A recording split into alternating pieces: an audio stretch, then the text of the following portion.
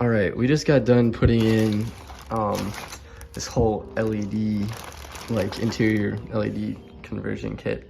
But I had kept these old throttle actuators, and I kind of wanted to make a little video just on, I don't know, my thoughts about these throttle actuators, because something a little interesting. I had faults for the Bank 2 passenger side throttle actuator. Well, upon removal of the throttle actuators, it appeared that the Bank 1 throttle actuator was actually an old one, or an original one, which showed signs of some gear wear that typically is the cause for these to go out, is the gears to wear down and then eventually just not catch. But this one is actually not bad and not the one that faulted.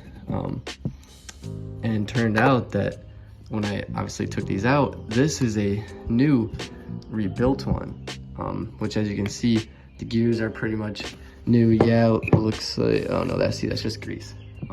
But like, this is completely brand new or rebuilt, whatever it may be. And you know, this is the one that broke, that was not working, not actuating.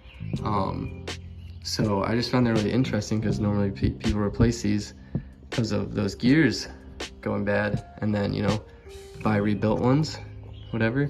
But I don't know for a fact, but I assume that these companies don't completely replace these electronics, that rebuild them, you know, and these can still electronically fault instead of mechanically as well. So yeah, I just found that pretty interesting, since this is a new one. A screw stuck in there. But yeah, just kind of want to make a quick video and talk about that and which ones went bad on my car. It was about an hour of my time to replace it. You can check out the video, and about $1,400 in parts. So, but definitely something you can do at home, and something to think about when you are buying rebuilt, used, or new throttle actuators. Thanks.